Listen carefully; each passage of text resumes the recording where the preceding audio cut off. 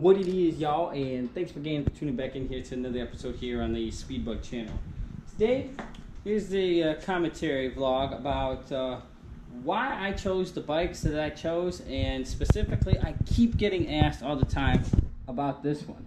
Why did I specifically choose the Ducati V4 over the RS V4 by Aprilia? So, I'm going to tell you straight out. Let's cut right to it. Because that's not the bike I wanted. And I'm going to buy the bike that I want. Because I know what I want. It doesn't necessarily mean it has to be faster, or handle better, or turn better, because that's the bike I want.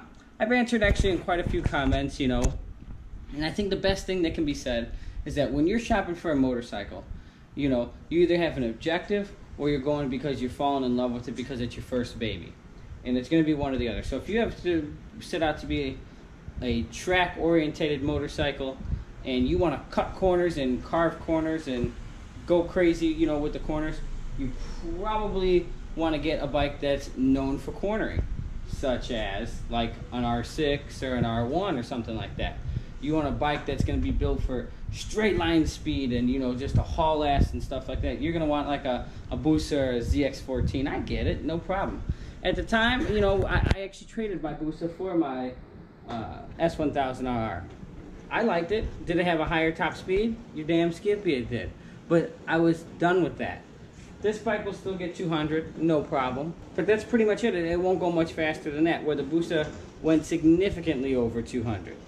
Now, this is not to sit there and compare the two, but why did I choose this? Because that's what I wanted. Some people say, oh, the Aprilia V4 is better. You know what? It may be. It may stop better. It may accelerate faster. It may turn better. But I don't care. I always wanted a Ducati. It was something that I wanted to cross off my bucket list. I knew about the $1299 and the $1199 before I bought that, and I looked at that before I bought the BMW, and you know what? It didn't do it for me. I didn't fall in love with it. And I'm only going to buy shit that I actually love. Like how I love the Grom, and how I love the Vet, and, you know, I love the BMW. And I love the BMW so much that I couldn't part with it to buy the Ducati. And to be 100% honest with you, even though I think it's prettier than the BMW, I still like the BMW more. Now, that's like my dedicated like race bike now, because I have this to ride on the street, and we're gonna still add another one or two to the collection here so that we can have a cruiser and ride for a long time and actually be comfortable.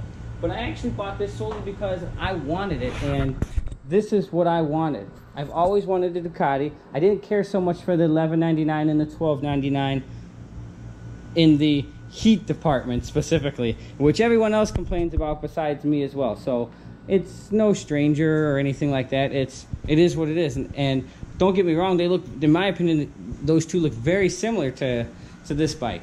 And that's another reason why I wanted it. But when I rode it, I didn't fall in love with that V-twin. I didn't fall in love with the way it drove and the way it rode, so I didn't buy it. And then this was new technology. You know, the BMW was going into its second gen, and I rode the first gen, and my God, the second gen was so much better than the first gen. I was like, oh my God, I gotta get it. And when it kind of sucked when I added up all the options, it was a lot more money, damn near double the price. But if I wanted a basic bike, I would have kept my Hayabusa and not got the S1000. Now I'm fortunate enough to have a good head on my shoulders and have good health and have a good job that I can afford both. I'm able to actually get both and keep both rather than only dream about having one. But I bought this solely because that's what I wanted. And just as I said in my other videos, and as I get flack about this all the time, about me not wearing gear. Maybe it's because this has nothing to do with my racing career or my background or anything like that. Or I think I'm better than the other driver, this, that, because like I said before in that other video, it doesn't matter how good of a rider you are. You can't predict what somebody else is going to do. And when someone hits you and you eat shit, it's over. But I don't wear it because I don't want to wear it. I don't feel like wearing it. And that's what I love about having free will. So I'm not here to shut the haters up because I'm probably going to get more than this, but more from this. But that's what I want, and I hope, and all I do is encourage anybody else that's out there shopping for an S1000 or a Ducati or a Grom or anything that you want, a GSXR or a CBR, whatever. Buy it because that's what you want, and that's what you want to do, and that's when you sit on it. You know, it's like you get like a second connection, like almost like a significant other, you know, with that vehicle, and you're like, this is the one. When you sit on it, you know, this is the one. When, you know, but if they let you ride it, because it's different when you ride it, but you just know there's that special connection. And I think if you have a passion for cars or for motorcycles, kind of the way I do, you'll know 100% from when you turn that puppy on, when you know, rev it up, when you move it down the driveway or move it around in the store, you know, you put your foot on the first peg, you know, you can just envision and see yourself flying down the highway or cruising down the streets or going around the racetrack, whatever it may be. You already know. You have 1,000 different visions to change the windshield or the exhaust, whatever. You already know.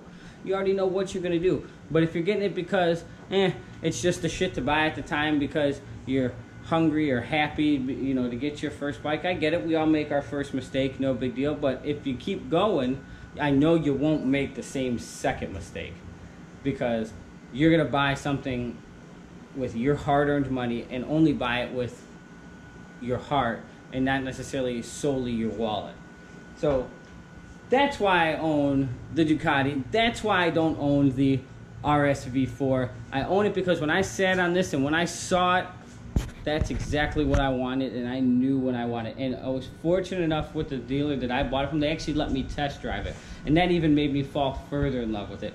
But you know, when I was so in love with the $12.99 and I rode that, I didn't love it, and that's why I didn't buy it.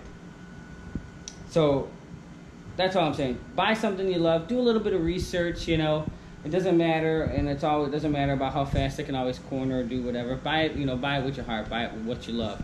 Stay true to yourself, and no one else will be truer to yourself than yourself. That's going to conclude it here for today's episode.